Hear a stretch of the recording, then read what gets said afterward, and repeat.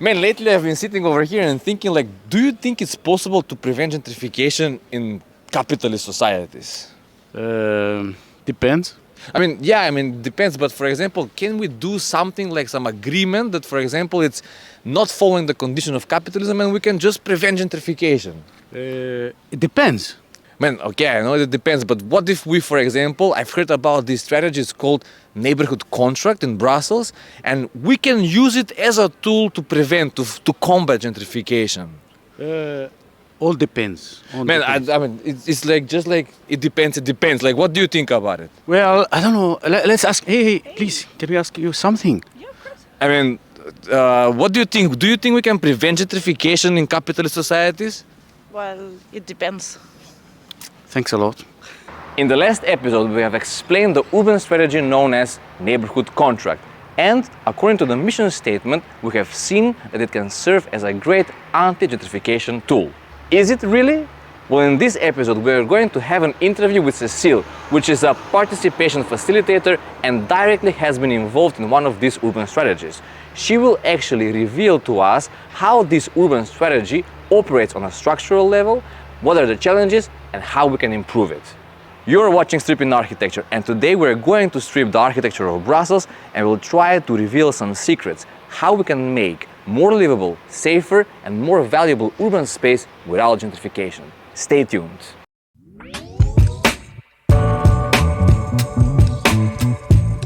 So, welcome, Cécile. Can you present to us your professional background? Yes, of course, Mohamed. So I'm in my 40s and I'll always be passionate by creating social interaction or social connection. So it was really important for me to find meaning in my daily work, and that's why it was super interesting to participate to the big debate and evolution of our society. For me, it's really important that that we can develop the condition of living of human being inside neighborhood in order to reduce spatial, cultural, and urban inequalities. Talking about neighborhood contracts, can you explain it to us, to public, in a very short and simple way? Yeah, I will try. So, public contrat de quartier durable is an action plan which is created between the Bruxelles region and one commune. Here we are in Saint-Gilles, so we have to work with Bruxelles region and Saint-Gilles. During 1 year, they define as a diagnostic of this, what will be the main axis of this 4 years working in a neighborhood. And then when the main axes are defined, they made an open call to employed people because of their competencies to develop one of the axes that they set. We respond to the open call, have been selected, and then after that they give us this place. And we had, during 4 years, we have to make like a program with anticipation, and they can validate this. So we did this for 4 years, let's say, and after that, one of our mission was to create a write-on proposal with the urbanistic proposal of what would be our learning here, and how we can transform it as a solving solution for a better.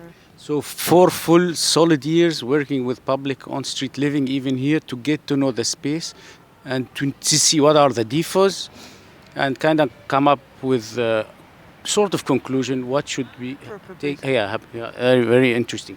And those propositions have to be joined to the open call of the architects. And then you accompany them with the process of renovation or not, to make sure that they don't go very technical, because that's the problem also. Always with participation, it's very solid for years. Usually it takes a couple of workshops, but here if you go in such a huge long process, you want to make sure that architects who land from somewhere else, with all respect, to design a space and not based on their thoughts. So how do you there takes us to the challenges, like what were the challenges and let's say not fights, conflict between the 4 years and the implementation years. Okay, so we don't accompany video architecture. Our work was the end of our mission was at the end of 4 years when we give the proposal. But we were super optimistic because we knew that this architect team, yeah, was had super nice references, and we knew that they were how do you say, aware of the importance of non-exclusive inclusive territory. So for that it was really nice, and it was a great victory for us because it was like an international architect team with so many good references, work. I'd been the tailor. I'd been will design what we sing during 4 years. So it was really nice. You were directly engaged in the neighborhood contract quartier durable here in Saint-Gilles. What was exactly, like, shortly your role? Like, you were mediating between the region and the municipality, between the people and or mobilizing people, or like what, or making a revolution? Yeah, just explain to us. I was first as an assistant manager, so that was my first mission here, and then after that I went in charge of the project. So the idea was to revitalize all the public space here and to rethink with the inhabitants and with the user of the public spaces what could be for the future this place. So we get the possibilities to use the territory as a laboratory, which was our playground, if you prefer. It was super nice, and in the same time we really think that for creating a really nice public spaces you have to make the connection to his appropriation, and this happens with the people who will use the places. So we start to help people from the neighborhood who had projects to develop here. It could be, for example, we really want like a collective compost, so we help those people. We don't do for them, we explain them that we can help them, for example, with all the material to create, how this is the process to ask to the commune, and how they can find subsidies, and we help them to make it exist. So it was during the project it was here, just right here, but now it's relocated in the other place, which is right here. Okay, so your role was, as we understand, is making communication on ground with locals, reaching out people, and sort of starting to build like trust bridges, and to inform people about the incoming big event. So a little question, how did you reach out to people, like stopping them, knocking on the door, making atelier? How you managed to attract people out to the street, because it's very challenging?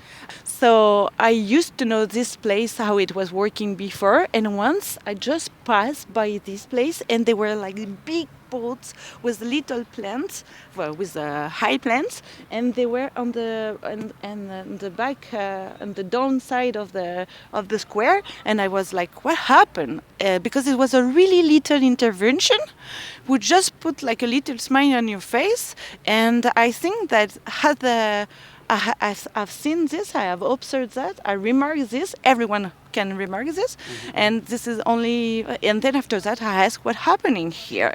So that was the first intervention. Then after that, of course, we developed a strategy. The first strategy was to be there, and we were there like mostly all the time, you know. We get like a permanence to explain the projects, to see to the people what they want. Then after that, we tried, because for example, we had we launched a radio in the public spaces. We find young students in communication who are super interesting in managing this, and we put these young people with Radio Panic and Radio Alma intervenant that we knew, and since that moment we get the radio every Tuesday, Thursday. We were in the place and we shot in directly. So, for example, we get this kind of communication.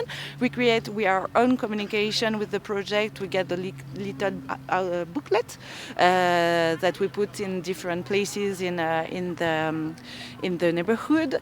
Then we get a cabin, a pavilion, I don't know how to tell it, who was our base. We put all our Information center information, but equipment that we have to put because it was a little equipment that we can store basically.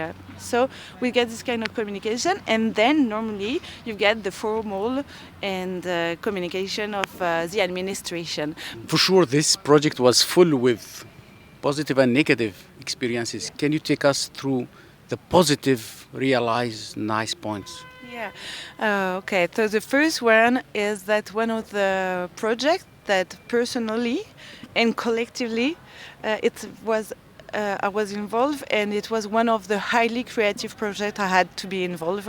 So this is really fun, you know, when you have a team such as creative, and you every day it's like. It's really nice to have a job where you can put fun, creativity, competencies, and sharing with the people. That's really, really, really nice. Then the second things are creative, for example, because we use design thinking. So we were like here, like in laboratory. People say, "I want to see it." So we observe the necessity of the people. We create a prototype. We see how the prototype work in the public spaces, and if it doesn't work, we make a solution. Problem solving. It was really a problem solving approach. That was one of the things really interesting. The second thing, we already talked about this, is that at the end of those 4 years, we got this chance that the VVV architect team had been selected and just embodies our project and make this final draw of the project. The third point for me, which is really interesting, is that we reinforce the community in the neighborhood, and actually.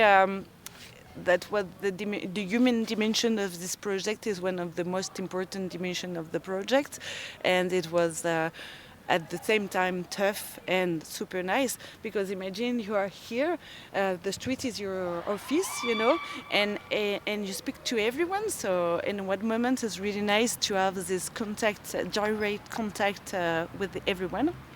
And you see the people, because it's 4 years of working. So 4 years you have time to observe, you have time to see the change, and to see how the people who just passed by at the beginning just be involved at the end. You see the capacitation of the people with whom you are working, and when I say working, I would say collaborating, because they are not paid to do that.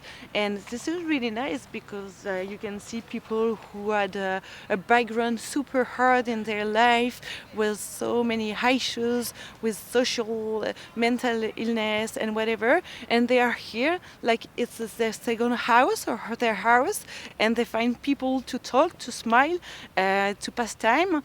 And for me, it was the human dimension of this project, was the DNA, and was the skeleton of our implementation here, because we know that creates public spaces, create buildings. It's nice because we get needs, but human at that moment in a capitalist society, to put the human in the heart of the neighborhood and the project. This is really nice.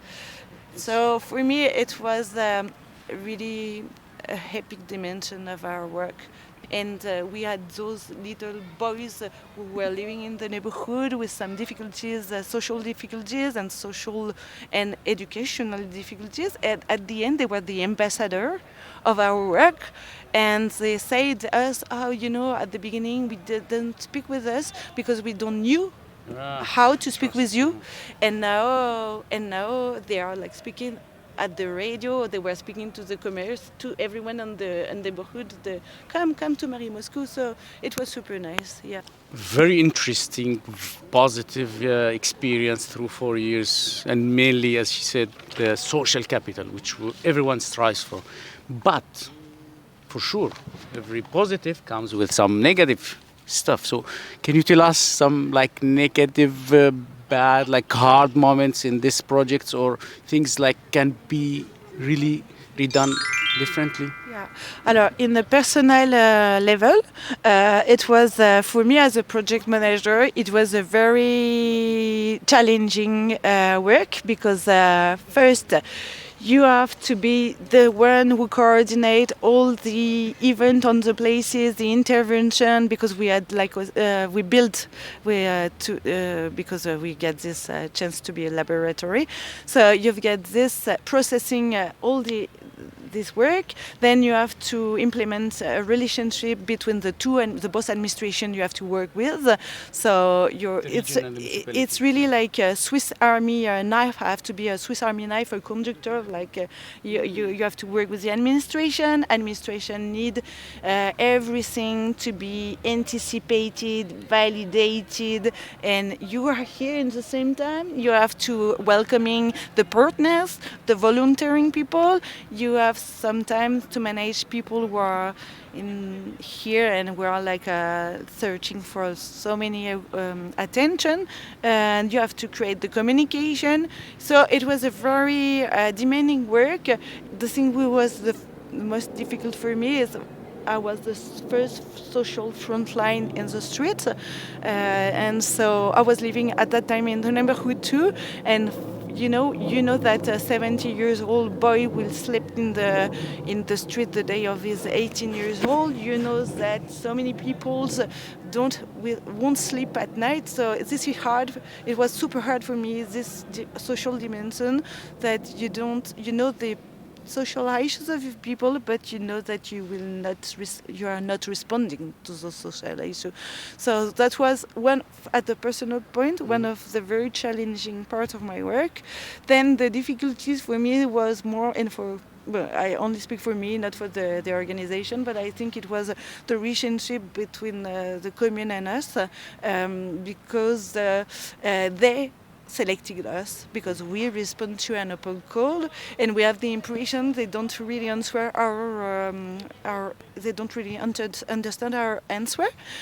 We said clearly in the open calls that we want to create a spontaneous zone in here, and they said okay, but when we start doing little intervention and little events, they said, but this, you don't plan it, you don't tell us. Why are you doing these things without our decision of validation? And we say, yeah, but we applied an open call. So, and they say, okay, no, you have to say every month. You have to anticipate what you will do the next month. It's kind of power control, like. Yeah, power control, and then you are like, how do you say? You're trigger, because you get the time of the people. You get the time of the validation administration, bureaucracy, and you get the time of your project, and you are like, yeah, it's bureaucracy, and you are like, yeah, we are like wasting so many times to have a validation. So that was the harsh part was this. The second thing is that we said in our protocol that we want to use the place as a laboratory. And when we start to make some kid playgrounds or whatever, you do it. We did it with all recuperation material, recycling material, and they were like, "No, it's not good because it doesn't respond to the norms."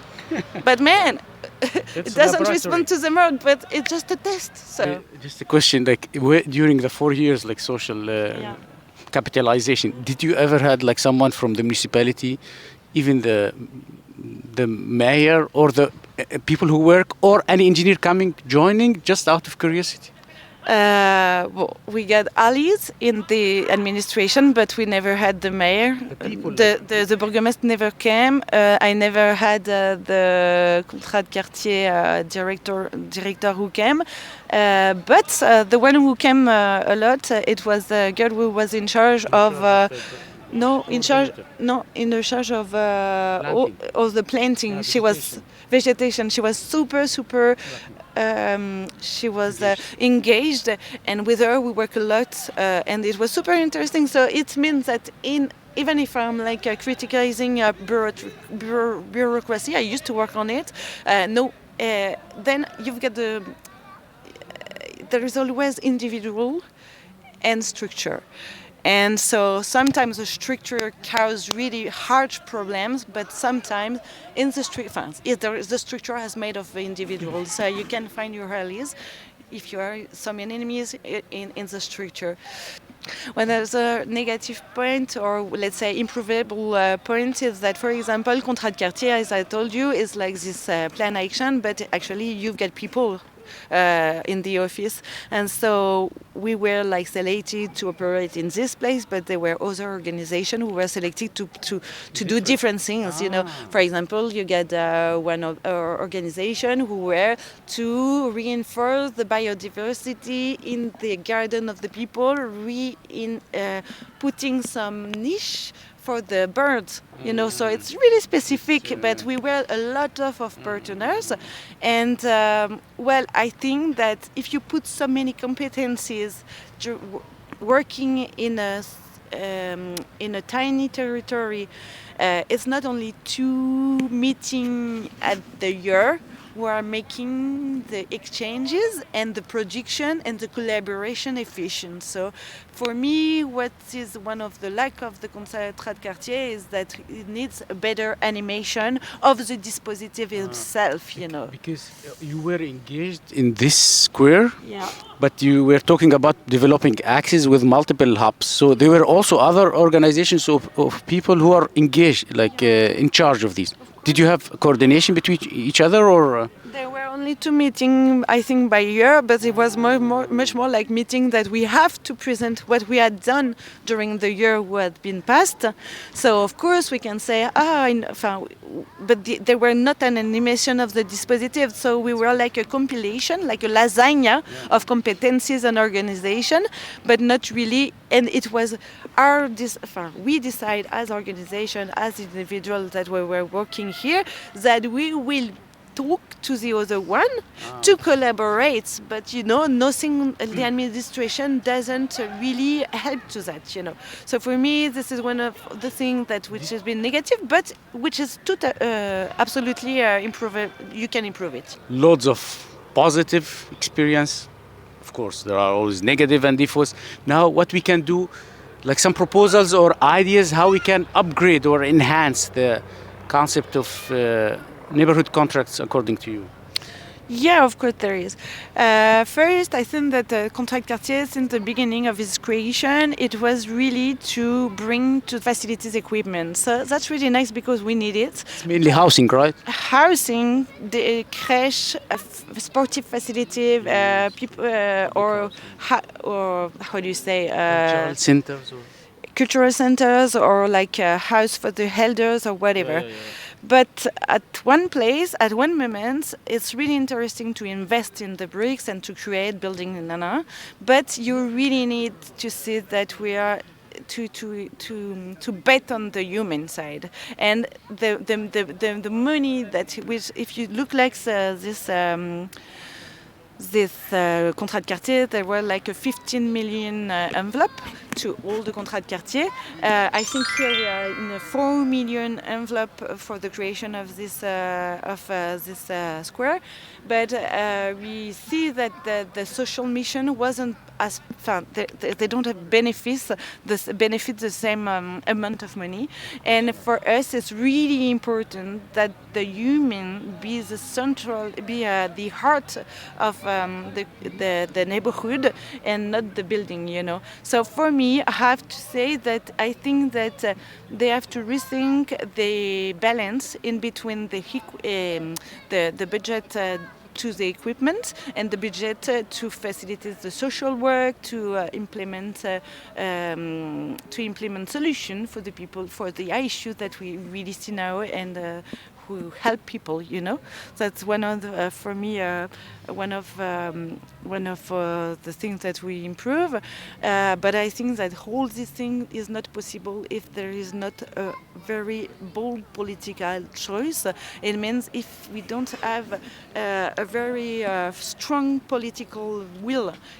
And when I talk about political decision, for example, when we decide as an individual and as organization that the beneficiaries of our work will be everyone, but the administration wasn't planning this. So I think that when you use a tool, it's really important to define what are the core values of your tools, what are the meaning, the goals of your tools, and what is the ethics, and who is helping, who are the beneficiaries of your tool. So maybe the contract quartier have to cope this moment who we had to change, let's say, to redefine the framework, let's say. We have an idea, like, okay, also social, because we were talking about it in the beginning, it's a tool to kind of counter gentrification from taking over in the neighborhood. And of course, they focus a lot on public facilities, public housing, public squares, social capital, very important. But one of the main issues of gentrification is like deprived houses, which constitute the majority of the neighborhood. Isn't it also smart to kind of give some money or budget to locals to upgrade their houses so they can stick inside, not to upgrade the public squares and buildings, and life will be expensive and a lot of people will leave? Or but I think you've got to find this kind of multifunctional program who help to people, who help to better to improve the condition of living of the people, not only by the public space, the equipment, but as you say, to take care of the private sphere of the people, because with the how would you say? Because the building, yes, need to be repaired, need to be updated with all the isolation and everything. So I think that one of the operator of the Conseil de Quartier, when I used to work there, was one of this organization who helped people to implement isolation work in his house. But I think it wasn't like the majority of it wasn't. How do you say? This is not the main structure axis of the Conseil de Quartier, and of course we really need that. I think to be in the heart to the Conseil de Quartier. It was very great and insightful interview. And finally, do you think that neighborhood contracts can be used as anti-gentrification tools? Well, Mohamed, it depends. Screw you too. And finally, as always, we would like to wrap up this video with one of our reflection sketches. As you can see on the illustration, in the center we see one building that is completely torn apart. This is a personification of the municipality or administration that works on a very strong bureaucratic manners. Under this building you can see the public space, how it's cracking, and you can see how people are trying to fix and stitch this public space, and at the same time they're actually stitching the bureaucracy, the administration. With this illustration, we want to metaphorically say that when people are dealing for this kind of participation project with heavy bureaucracy, they end up fixing the bureaucracy instead of the public space and improving our cities. So with that, we would like to make a quick conclusion. For these kind of projects, we need to invent new systems that will give them a better service to this kind of participation projects, because if not, the consequence is the following. Developer, private equity, or some investor comes and in a very standard procedure fix this space in purpose of more profits. So that was it all for today. Hopefully you find it very valuable. So don't forget to subscribe, share, like, and don't forget to check the link in the description for the book, The Urban Revolution is a Fun Sketch. A lot of value there, a lot of value. Bye bye, see you. And if there is someone with more ideas for fighting and combating gentrification, Don't forget to share with us some tools, from your city or. Or we'll come to your home and interview you. Goodbye.